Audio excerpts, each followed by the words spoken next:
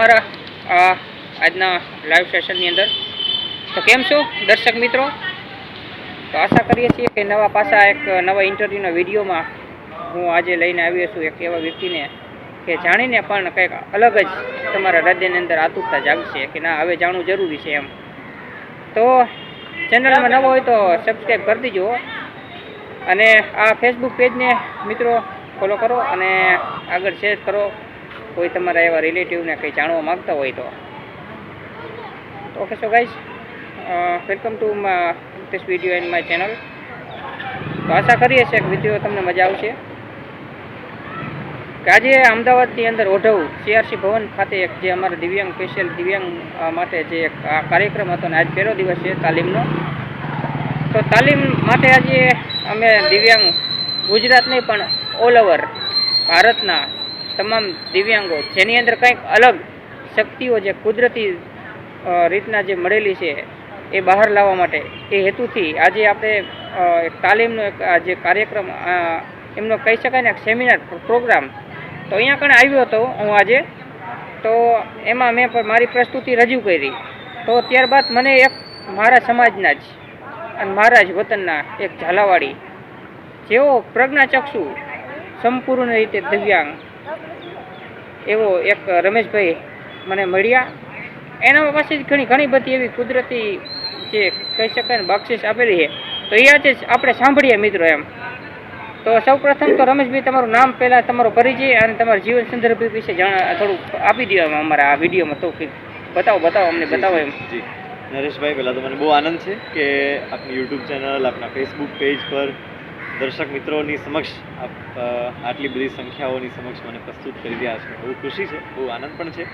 અને જનરલી અમે તો કેવું હોય બહુ દર્શકોના મતલબ અટેચમાં આપણે બહુ એટલું રહેવાનું થતું નથી અને ઘણા સમય પછી એક આવો સરસ મજાનો વિશાળ વર્ગ મળ્યો છે. એટલે ઘણા બધા સમય પછી ટૂંકમાં આવો એક સરસ મજાનો વિશાળ શ્રોતાનો વર્ગ મળ્યો છે.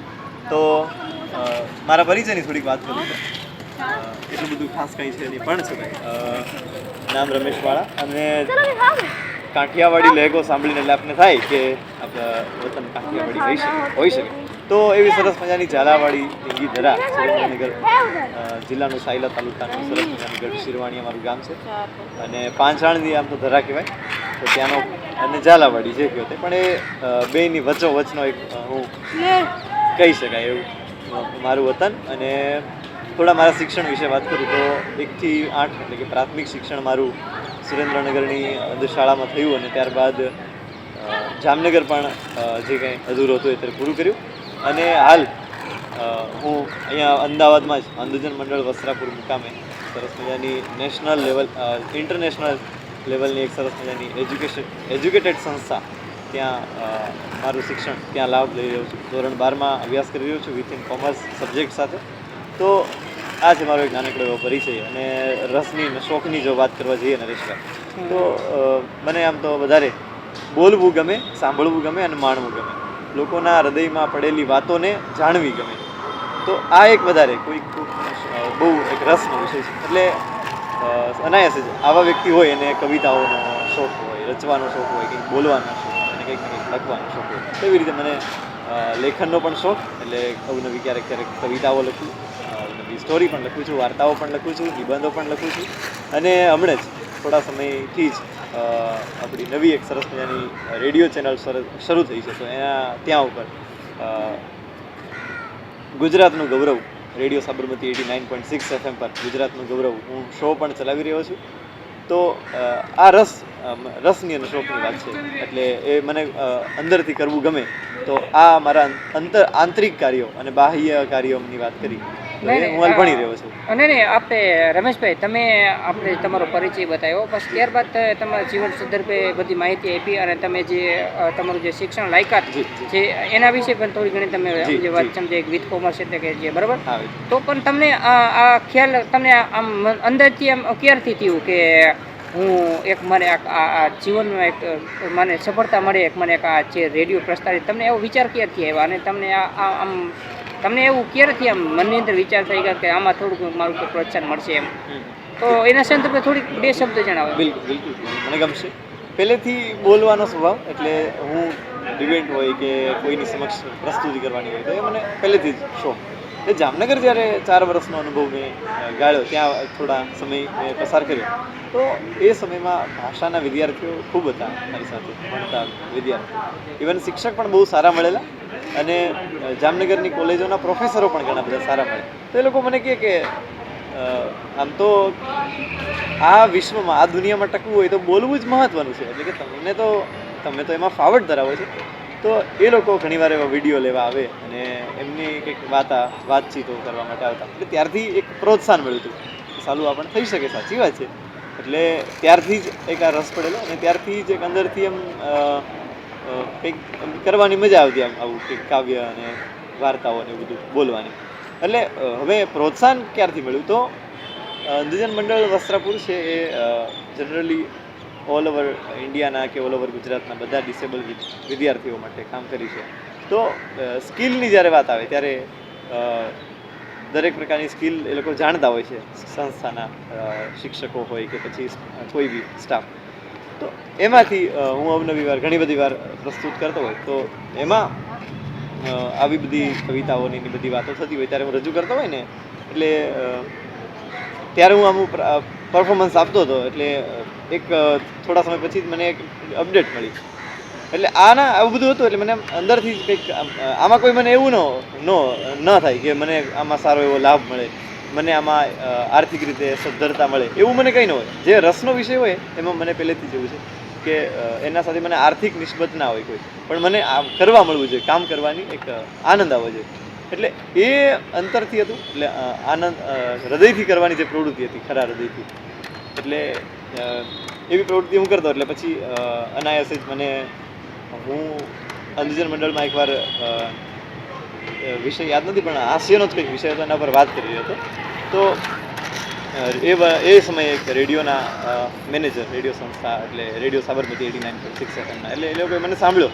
એટલે કીધું કે અમે આવા કોર્સ કરાવીએ છીએ અને રસનો વિષય એટલે મને ગમ્યું. એટલે હું ધીમે ધીમે ત્યાં જોડાયો અને આજે પણ હું રેડિયો સાબરમતી પાસેથી કોઈ વળતર નથી લેતો એમ, પણ મને જે બોલવાની ઓપોર્ચ્યુનિટી ને બધું મળે છે ખૂબ આનંદ. તો ટૂંકમાં આવી નાની નાની વાતોમાંથી મને આમ શોખ જન્મેલો.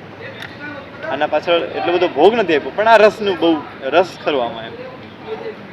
તો મિત્રો જાણ્યું આપણે આ હતા રમેશભાઈ, અને કહી શકાય કે સંપૂર્ણ રીતે દિવ્યાંગ હોવા છતાં મિત્રો આપણી પાસે કોઈ એવો શબ્દ નથી હોતા, એવા શબ્દોનો પ્રયાસ છે આપણે કરી અને અમારા જે માધ્યમને તેમ બતાવતા હતા, જે સંભળાવતા હતા, અમારા સબસ્ક્રાઈબર છે, અમારા જે ફોલોવર છે એને તમે સંભળાતો. ખરેખર દિલથી તમારો આભાર આમ રમેશભાઈ. ખરેખર આમ મને લાગણી જાગી, આતુરતા જાગી કે તમારી પાસેથી કંઈક જાણવું. મને અમારા યુટ્યુબના અને ફેસબુક પેજના અમારે જે ફોલોવર છે એને બતાવું હતું.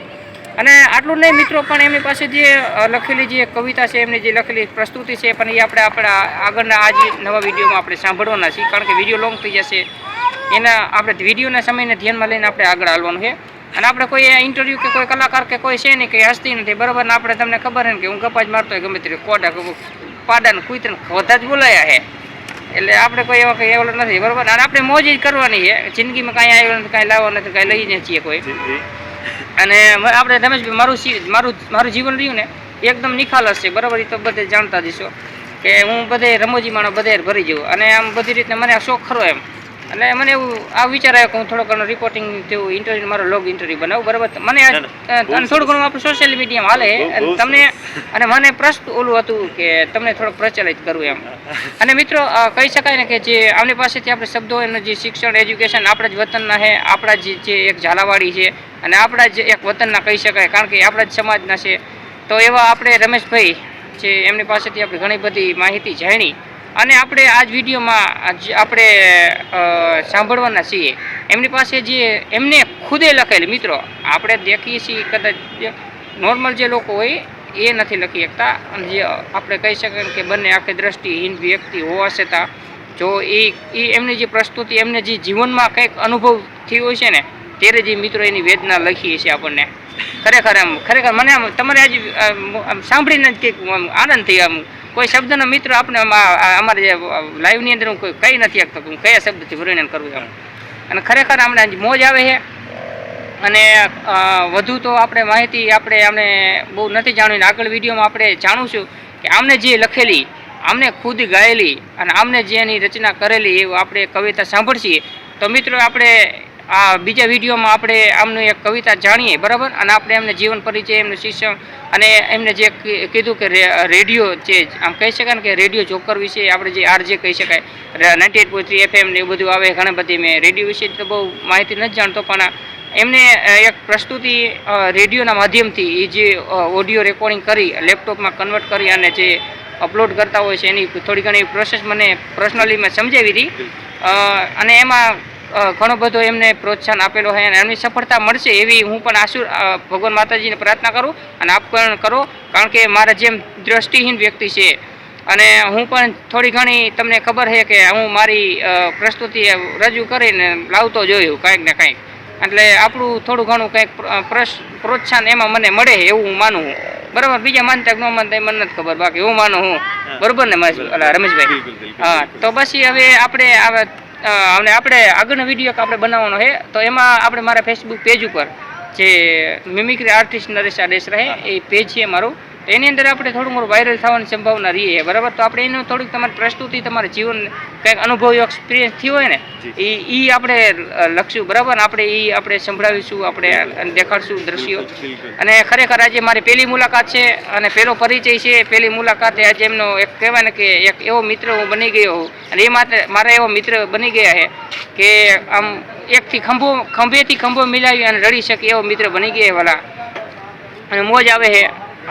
અને કહી શકાય ને કે દિવ્યાંગો એટલે અમારું કોઈ પણ એને અમે દિવ્યાંગો આપણે રમેશભાઈ એમની નાત જાત કે કાંઈ જોતા દિવ્યાંગનું નામ પડ્યું એટલે બસ એ અમારો સમાજ છે, આપણે એવું વિચારીએ ને. તો બસ એ જ આપણે ઘણી બધી આપણે વાતો જાણી, આપણે બરાબર એમને જાણી અજાણી વાતો આપણે આજે થોડીક આપણા માધ્યમને આપણે શેર કરી છે. તો તમારો કિંમતી સમય આપી અને સૌપ્રથમ તો નહીં આપણો હું આભાર વ્યક્ત કરું કે તમારો કિંમતી સમય આપી અને અમારા જે આ માધ્યમ, અમારું જે સોશિયલ મીડિયા છે એને સમય આપી અને આપનો જે કહી શકાય ને કે અભિપ્રાય રજૂ કર્યો એ બદલ thank you so very much. અને મિત્રો બની રહેજો અને આપણે આમની પાસે જે કુદરતી પડી છે ને કળા એ આપણે સાંભળવાની છે. Okay, thanks for watching to my video.